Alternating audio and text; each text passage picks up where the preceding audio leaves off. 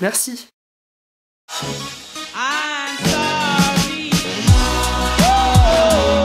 Bonjour à tous, nous nous retrouvons sur le livre à l'air pour parler du 25e livre d'Amélie Nothomb. Il est sorti aux éditions Albert Michel et il s'intitule Frappe-toi le cœur. Ce roman, en 169 pages, est sorti fin août 2017.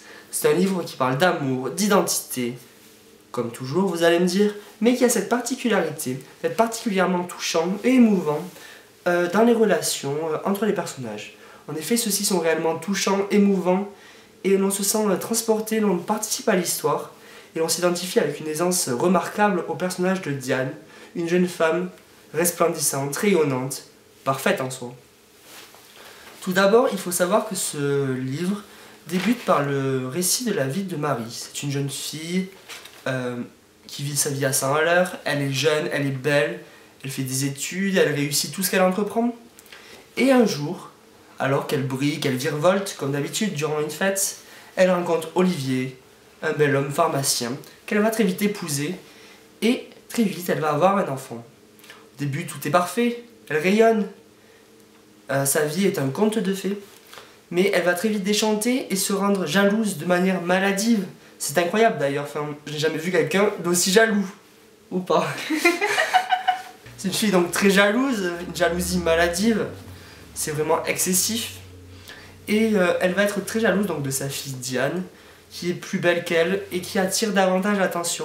Ce petit bébé, pourtant innocent et inconscient de tout ce qui se passe autour de lui, est très vite très intelligent. En effet, elle appelle sa mère la déesse, elle la considère comme telle, puisque un jour, alors qu'elle dormait et que sa mère, une fois de plus, l'avait abandonnée, elle était venue la serrer dans ses bras et la consoler.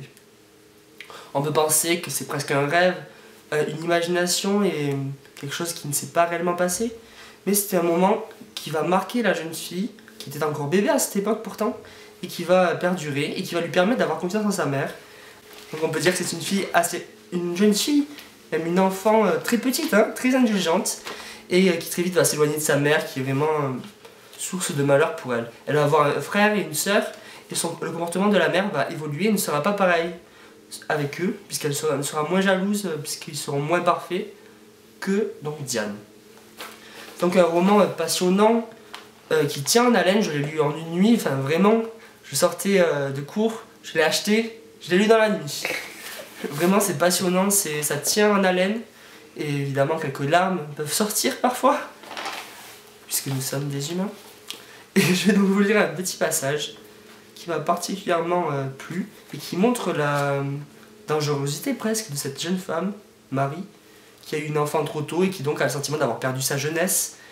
Donc c'est une recherche d'identité au travers de sa fille à qui elle essaie de faire payer inconsciemment sa douleur. Il faudrait donc faire une analyse un petit peu psychanalytique de ce personnage, qui sera j'espère faite par les prochaines générations, puisque c'est quand même un personnage vraiment très particulier, presque dichotomique, puisqu'elle aime sa fille, mais n'arrive pas à le lui montrer. Elle est perturbée, elle devient presque folle, mais pourtant elle aime passionnément. Je vais vous parler d'un passage, page 42, où l'on observe la réunification de Marie et de sa sœur, avec qui elle a renoué contact. Donc elle s'appelle Brigitte. En présence de Brigitte, Marie rayonnait et ne cessait de penser. Elle qui a épousé un couvreur et qui a 2 filles moches et stupides, comme elle doit m'envier. En vérité, Brigitte, qui aimait beaucoup sa vie, se réjouissait de la réussite de sa sœur. Alors on voit qu'elle n'est pas jalouse uniquement de sa fille, mais également de sa sœur. C'est un personnage particulier et qui nous laisse particulièrement perplexe vis-à-vis de cette jalousie maladive et qui la rend folle.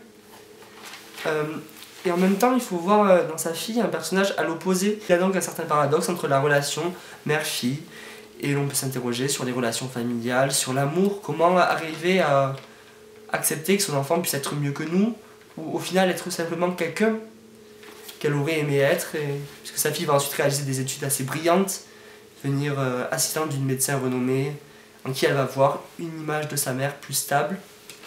Au final, ça va se retourner contre elle, évidemment, puisqu'elle n'a pas de chance, la petite Diane, mais c'est vraiment un roman passionnant qui donne envie d'être lu, dans la mesure où ce sont des relations qui peuvent arriver à n'importe qui, auxquelles on peut s'identifier avec beaucoup d'aisance.